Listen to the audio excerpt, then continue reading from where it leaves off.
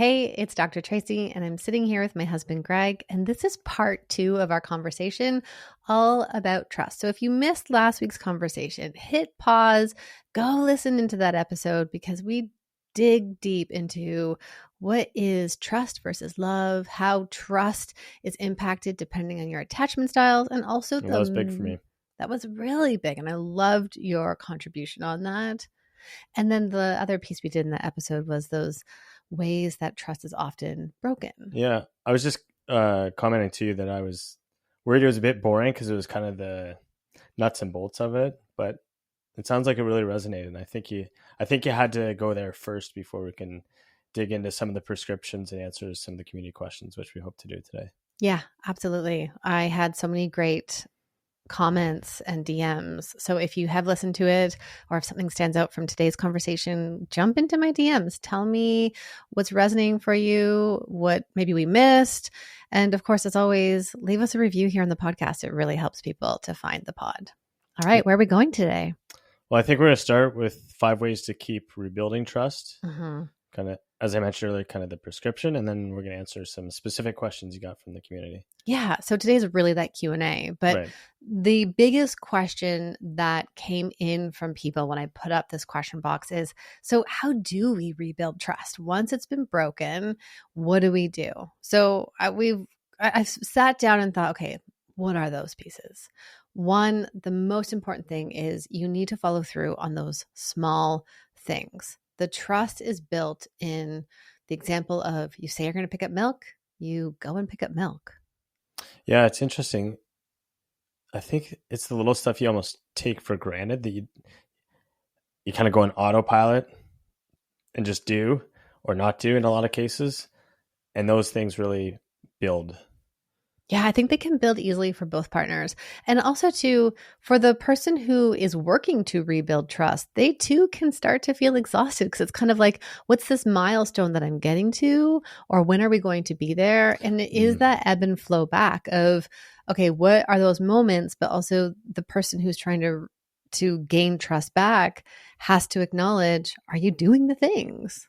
Yeah, that's really interesting. I can imagine as someone in the role of trying to rebuild the trust, at times it might feel like the goalposts are always shifting. Mm-hmm. Like, how are they ever going to get there? Mm-hmm. And I think you'll probably talk about it. Like, it's about repetition, consistency, checking in, the communication piece, versus like just literally getting to this goal line. But I can, trying to hold minds, trying to do that would be hard because you might not know when you get there.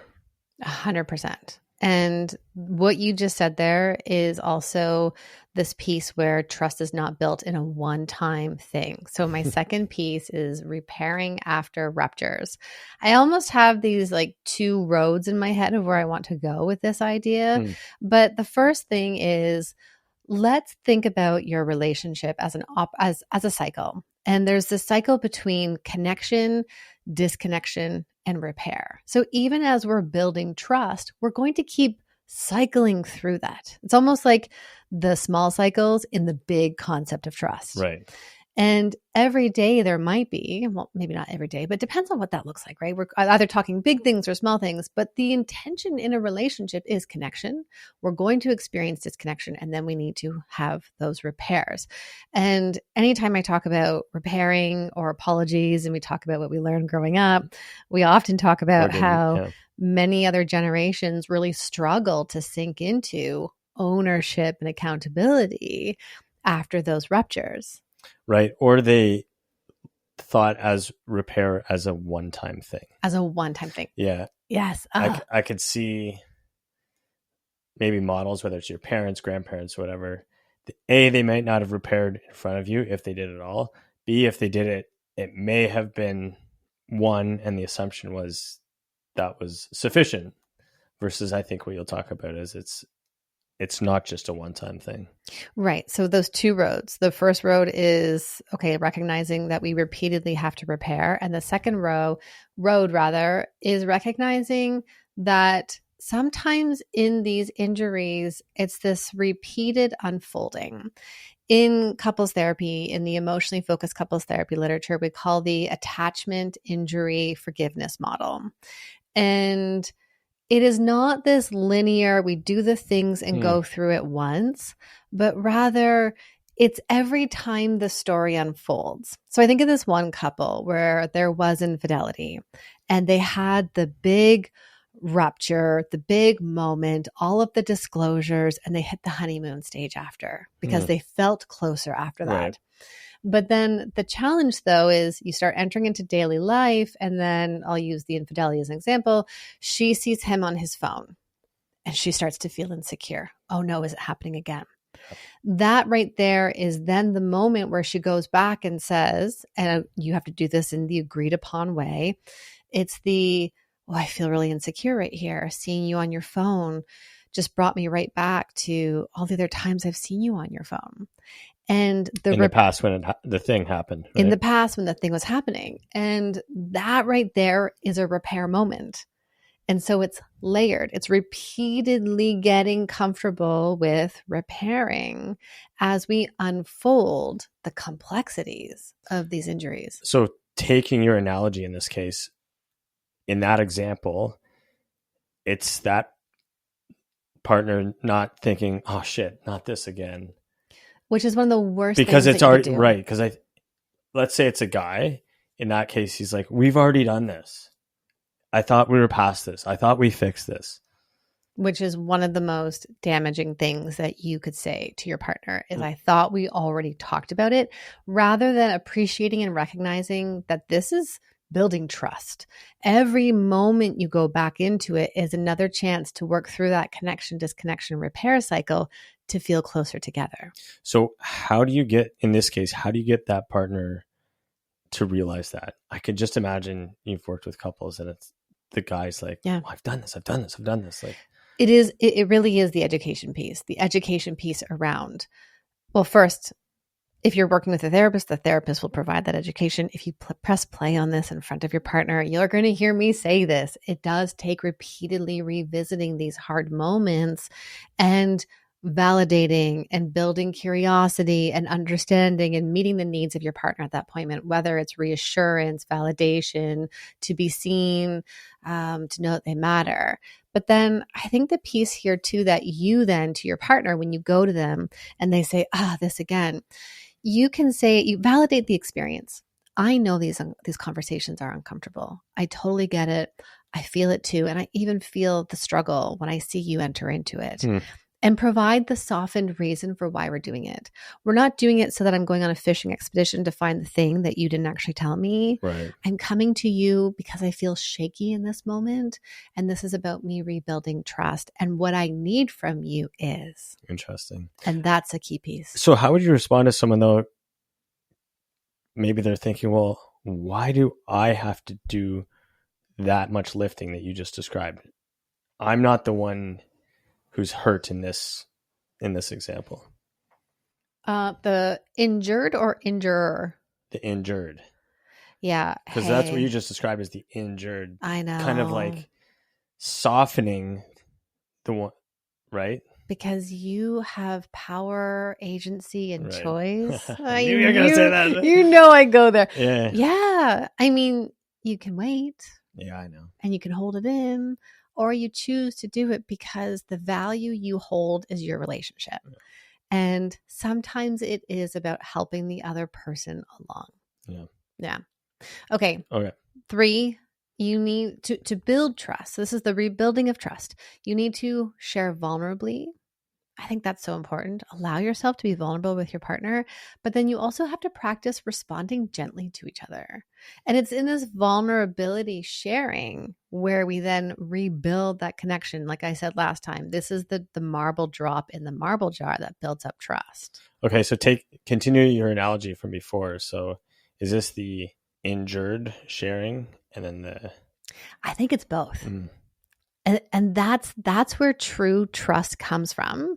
And you and I have talked about this in previous sessions, actually, is that in order for me to be vulnerable with you, I need to know that you're not going to throw it back in my face. Right. That's one layer of trust.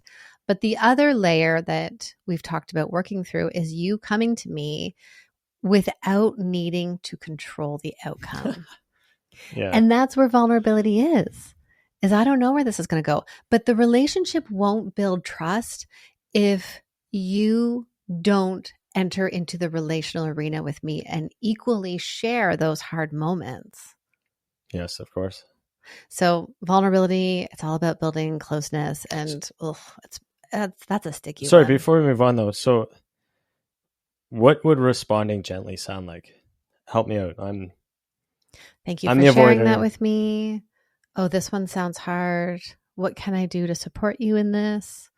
I want to understand this, but right now I'm feeling a little bit defensive.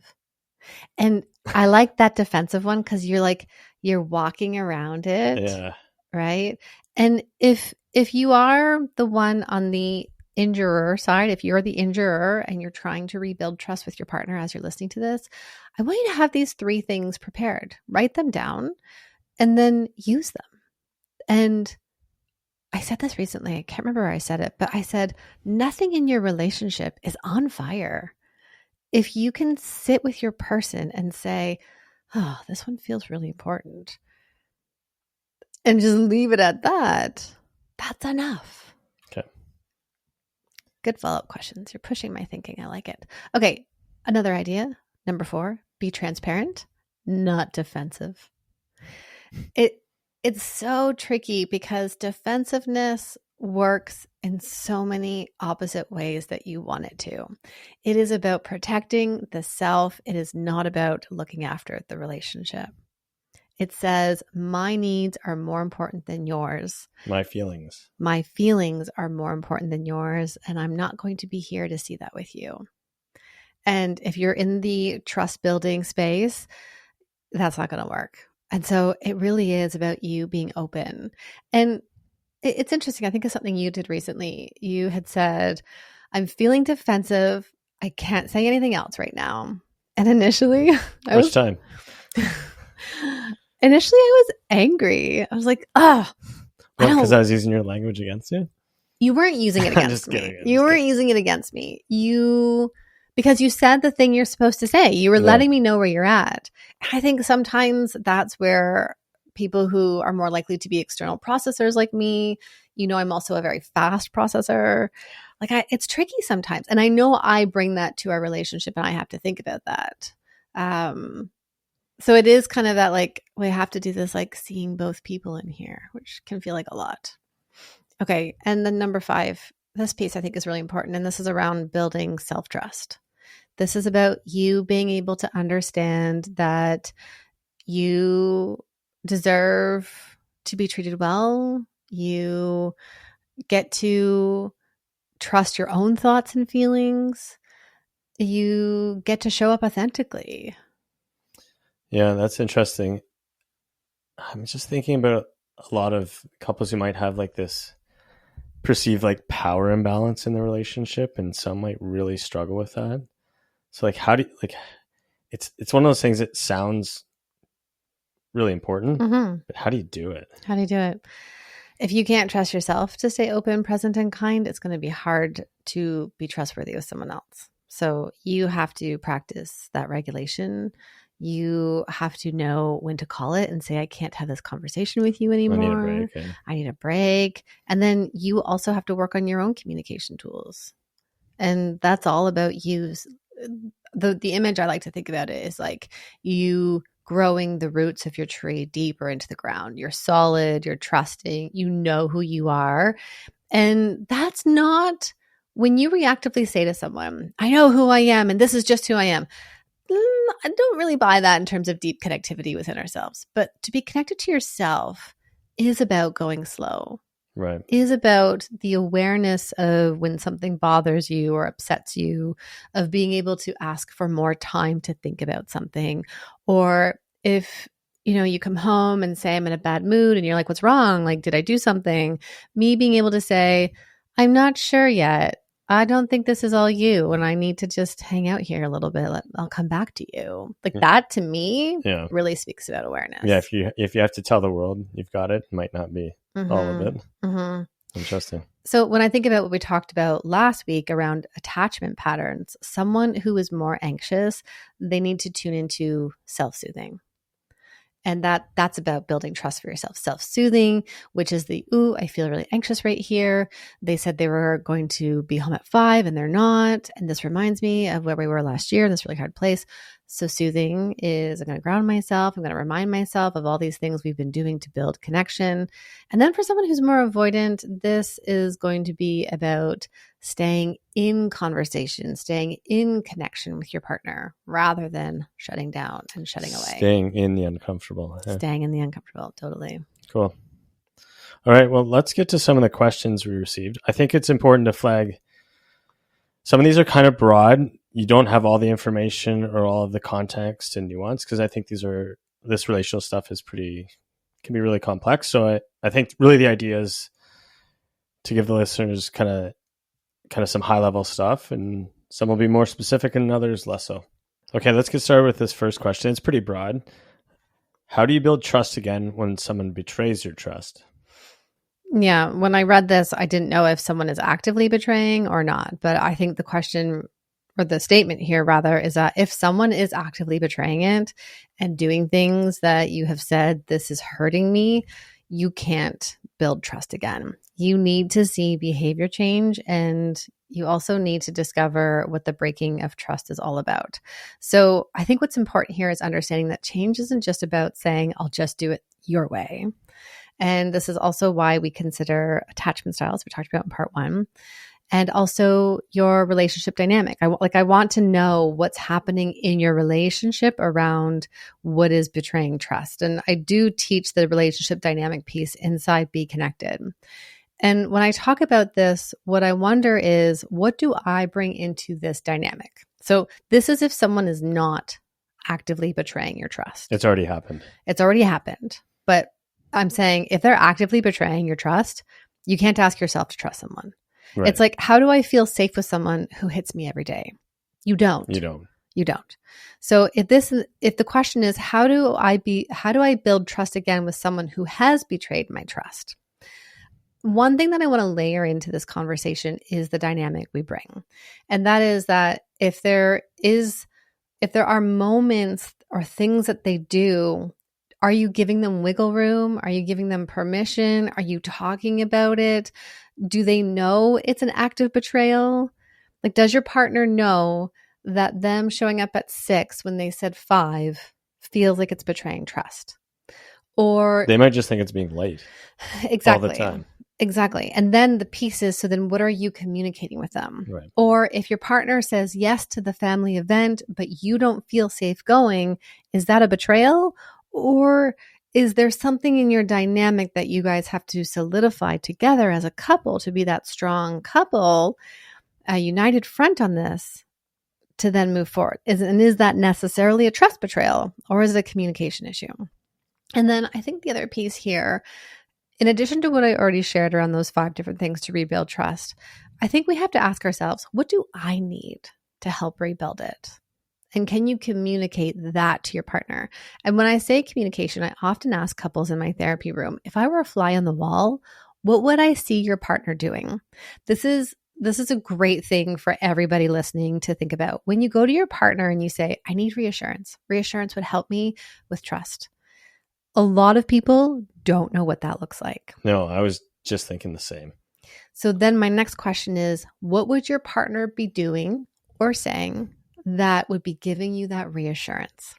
So it's really about getting specific and clear on your need. So what if they can't answer that? Like that's something they need to think about? They have to think about that one. Yeah.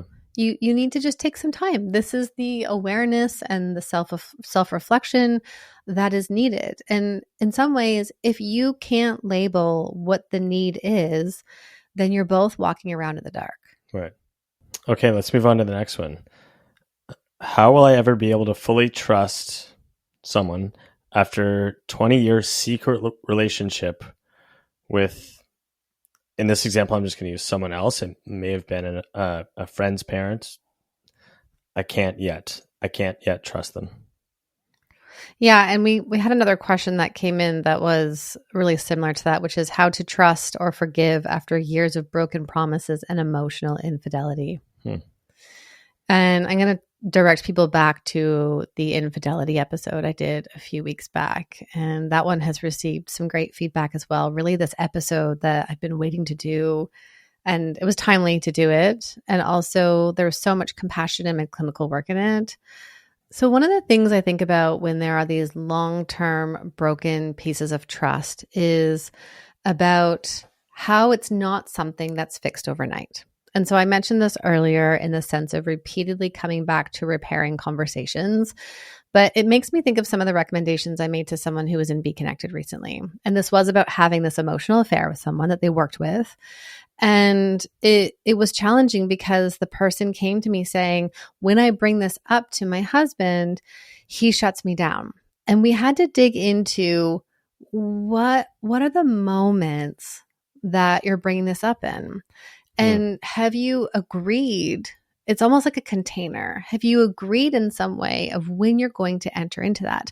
Because sometimes what happens is when we're trying to rebuild this trust, it almost feels like a free for all. So this container idea is that instead of almost like being this kind of open wound that exists in our relationship that I can talk about at any time, it's almost like, how do we focus on rebuilding trust on the everyday moments, right? So it's like how we're turning towards each other, how we're hugging at the end of the day, how I greet you at the door, how we're doing those 10-minute connection moments at night, we're planning dates, we're sharing things, we're getting really intentional, right? It's kind of like this is the everyday stuff that has to happen. And then if it's once a week, you have this container moment, the agreement that you sit down together. And during the week, anytime you've had this really hard moment, you write it down in your notes section so that before you have this meeting, you go to your notes section and say, what were the themes here that showed up for me this week? And then you go to them and you say, can we talk about what's happening? I referenced Be Connected because I remember saying to this individual, go back into the Returning to a Hard Conversation guide that I have in there. I think it's lesson 8 in the program, where I actively walk through you and your partner being the expressing person and how to get into the deepness of that conversation, because you got to get to the raw piece, right? This is not just a who are you texting? You've been on your phone a lot today. Yeah. It's deeper than that. And then also supporting the listener partner, because we've got to take those turns. Right. So I'm just holding in mind someone who's listening, who's the injured. And in essence, what you're kind of asking them is to kind of press pause and like plan a time to have this. But if I'm the one that's injured, and maybe in this case, it's been years, my righteous indignation is like, I can fucking bring it up whenever I want. Oh yeah. So how do you reconcile that? Like, they're hurt, pissed. Absolutely. Absolutely. You get to be hurt and pissed, and railing your partner for hours and days on end does not move you closer to where you want to be. It stops being relational. Yeah. And listen, one of the biggest truths I know is if you were feeling disconnected in your relationship, you didn't choose to step out and he did. And that is so painful. And now it's like, what do you do with your anger? And whether, here's the thing. I think boys and girls both haven't learned what to do with anger. I think we're changing this narrative a little bit better now today for our kids. But for men, you get angry and then you like walk away and there's nothing done with it. But women are taught to stuff it down, or if you vent it out, you're called a bitch. And venting also is not productive though, right? It's kind of the like with this person going to her partner all the time talking about it. That wasn't productive. They weren't moving forward. So it's kind of the like, what do I do with my anger now? You process it. You get out the music where you want to like get on a spin bike and just be angry, listening to that angry music. Maybe you cry at the end. You get out the journal, but you have to do something with it. Otherwise, it does just eat away at the relationship. But hear me loud and clear. You get to be so angry that you cannot skip over the anger part. Yeah. Yeah. I figured you'd reply with something like that. It's not saying it's productive. It's just I could imagine they feel this deep sense of course. Yeah. And here's the other piece too. Anger is a primary emotion when you have been wronged, harmed, or something is unjust. And that in that moment, you've been wronged. So you have to let yourself be angry. Okay, the other question that came up here. Everything I say, I feel like hubby challenges. Don't want to tell him things because of it, which is a really interesting question because it does speak to trust in a way, doesn't it? I think so. This is a bit tricky. Like, is this literally everything? That's tough. Is it parenting stuff? Is it one topic? I don't know. We don't have those details, but it's almost like, let's make this a concrete example. I come to you and I'm like, ooh, sky's really blue today. And you're like, well, I don't know. I see like a tint of purple. Like, I don't think it's really blue. And I'm like, oh, okay. And then we're making dinner and I'm like, ooh, this chicken is delicious. And you're like, is it? You know, like you really should have been cooking it this way, et cetera, et cetera. By the way, Greg cooks all the chicken. I do not. It's really this piece of when you are constantly being challenged, it can feel like you're like hammered down and made to be small. And it's like, how does trust come together? Right? Because trust is not necessarily those big infidelity moments. It's also we're doing this together. We're on the same team. I believe that you are a good enough person in all the things that you're doing. So this behavior undermines this constant questioning. And absolutely. Yeah.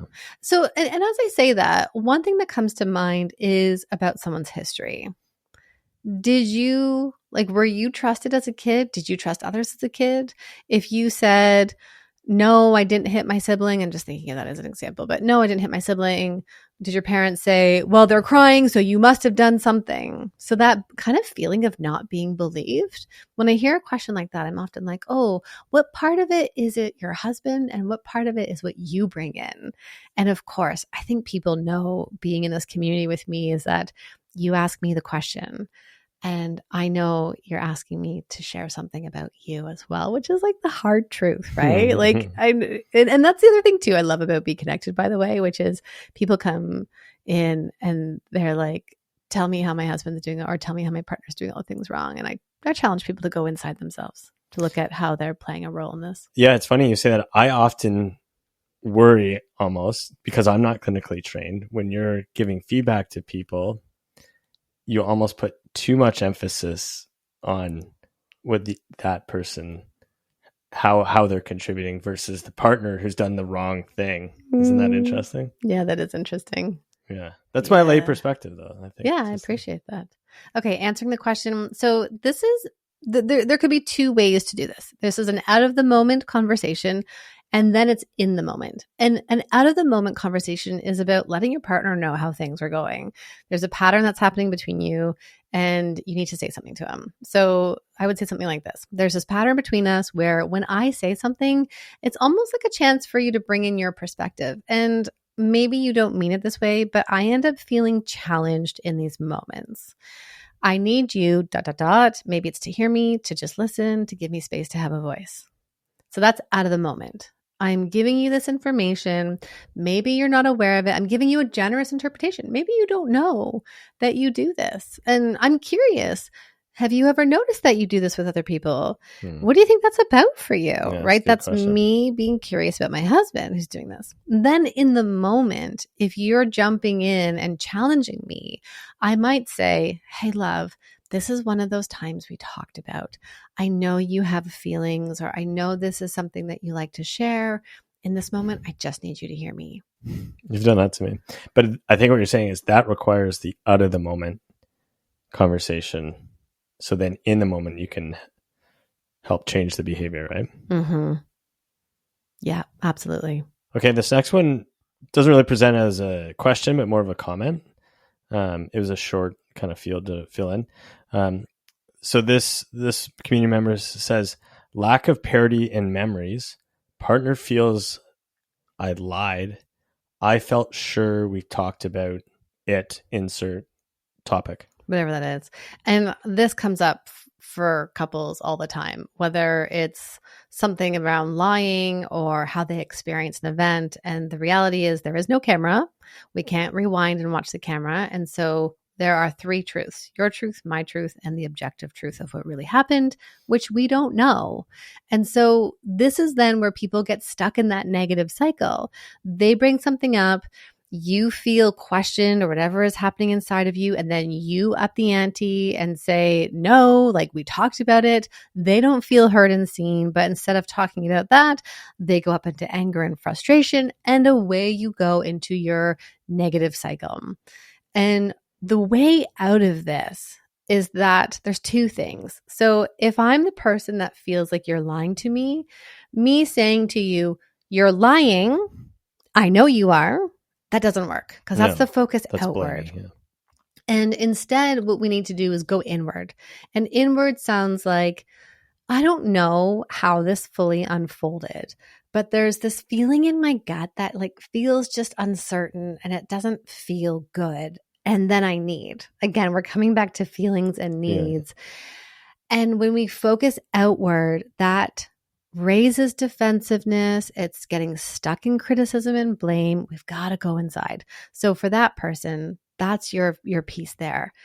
Now, although we wish people always came to us, communicating it that way, they don't always. So your partner comes to you and you're receiving the, you lied to me.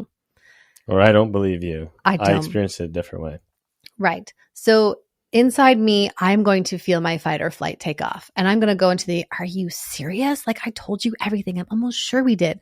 And sometimes even when I do that, I go into my child mode. I am back to being 6, being like, I didn't break that. I swear I didn't. Right. Like, I don't know, whatever. Yeah. But I think instead we see child part, we say, hey, child self, like, you're okay. You're not a child anymore. You're an adult. You got this. I got this for you. And then validate your partner's feelings and see them. You're not saying they're right, that you lied. Huge distinction. Huge distinction. You are validating that something doesn't feel good for them. And, here's the other thing. Let's pull this back a little bit. I don't know what's ever really happened in the couples who argue in my therapy room or who tell me 2 different stories of something. What I do know is that when we are flooded, our brains are responding in a way that's under pressure. We are in a fight, flight, freeze, or fawn mode. And if you're coming to me wanting information about something and my brain goes into that like survival mode, I can't think clearly. Yeah. So I may not remember what I told you in that moment. I don't know if I told you everything. But now that we're in the next moment, we can then validate the feelings of uncertainty and also talk about how can we move forward so we feel good again. Okay. This next one, partner with OCD trusts his fears, bracket cheating, and not me, air quotes, who would never cheat. What would you do? Mm-hmm. So someone with obsessive compulsive disorder, this would be around the intrusive thoughts. And so the fear is, and the intrusive thoughts for people with OCD can vary on all kinds of different things. And this is a struggle because 1, your partner needs to get help to tackle those thoughts. You cannot be your partner's therapist. 2, you can say to your partner, I understand your fears. Thoughts are just thoughts. And that's all you can do. And then keep behaving in those ways. And then maybe together you write down the ways that would continue to show each other that you're in this trusting and committed relationship. But your partner has to do the work around those thoughts. Yeah, that sounds really difficult. That would be tiring because I would imagine that just keeps repeating itself. Yeah, absolutely. And that's also another reason why doing this work outside of the relationship is going to make your relationship stronger, because then you're saying, oh, wait, hang on.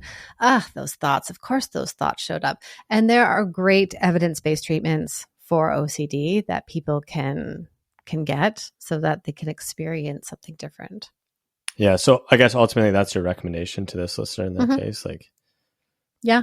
So what would you do? And as you know, all my podcast episodes are not psychotherapy. Right. I have to always put a caveat to that. Disclaimer. But you're not their therapist. And so on one hand, you validate the feeling and you say, I know when this thought comes up, it's so uncomfortable. We know that thoughts are just thoughts. And that's all you can do.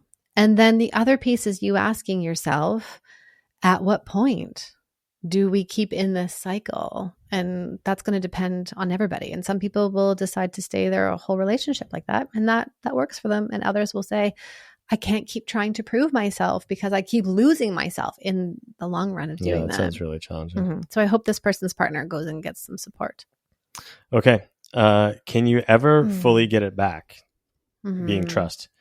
Once you get the ick, can you get the feelings back? And a similar question that came in, someone said, will it ever come back once it's lost? And they said in brackets, I think no. So I'm going to even start right there. I'm going to challenge that. Yes, trust does come back, and it takes repeated work from both of you. It's not just one person. But let's talk about the ick first. So the ick is this sudden feeling of repulsion or disconnection that can come from lots of different places. So it could come from unresolved resentment, where hurts have layered on, there's been no repair. And when you carry resentment like a backpack of bricks, your attraction and desire for each other and intimacy naturally fades. There's also loss of emotional intimacy, where people don't feel close anymore. They don't feel comfortable to share and to be emotionally intimate. There's unmet needs or disappointments. This can also lead to the feeling of ick if you're feeling unseen or unappreciated. And then there's also personal triggers, where there might be something about your partner that are connected to old wounds or stress that color what's happened. So that personal triggers one came to mind about the ick. I can't imagine. It's kind of like what I mentioned earlier, that person who's been injured, there's all these little things that will remind them of whatever. So they keep replaying this thought or feeling.